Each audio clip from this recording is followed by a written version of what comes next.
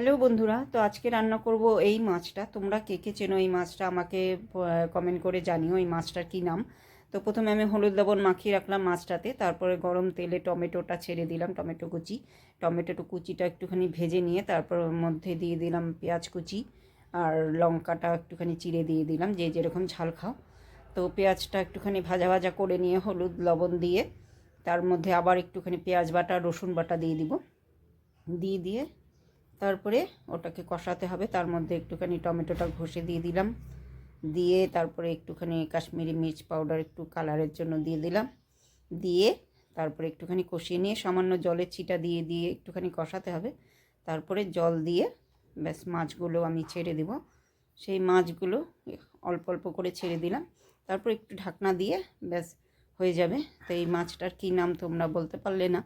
তো এই মাছটা হচ্ছে কাচকি মাছ। তো তোমরা কে কে খেয়েছো আমাকে কমেন্ট করে জানিও, ঠিক আছে? তো কেমন লাগলো রান্নাটা? ভালো লাগলে লাইক কমেন্ট শেয়ার করো।